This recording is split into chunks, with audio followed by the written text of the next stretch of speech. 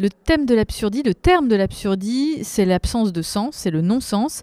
Et le non-sens en entreprise, ou ailleurs d'ailleurs, arrive très facilement quand on fait d'un moyen une fin en soi, quand on prend un moyen pour le sens final.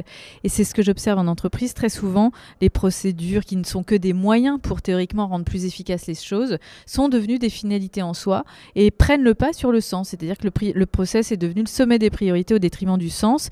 Et les gens en souffrent parce qu'ils ont l'impression d'agir pour agir, d'appliquer pour appliquer, d'exécuter plus que d'entreprendre et sont pris dans des injonctions paradoxales de taille, dans du non-sens, parce qu'on leur dit tout d'un côté agissez, allez de l'avant, innovez, et de l'autre, dès qu'ils enclenchent quelque chose, des tombereaux de procédures leur tombent dessus.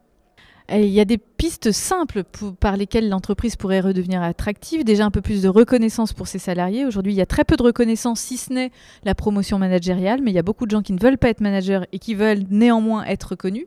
Ça passe par des gestes, ça passe par des actions concrètes.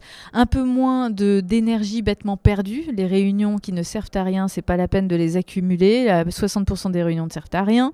Les formations ludiques qui infantilisent plus qu'elles n'élèvent les collaborateurs, on peut aussi les supprimer.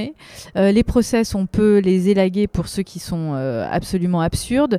Bref, il y a plein de choses à faire très concrètes. Supprimer les slides et les PowerPoint, par exemple. Ça, sauf dans des cas très extrêmes où il faut vraiment un visuel. Mais sinon, la plupart du temps, le slide ne fait que répéter ce que l'interlocuteur est en train de dire. Donc, ça ne sert à rien et ça fait perdre un temps fou aux gens qui les préparent. Donc, par des petites actions, des micro-actions, on gagne du temps, on gagne de l'autonomie, on gagne un peu de liberté et on respire un peu plus dans l'entreprise.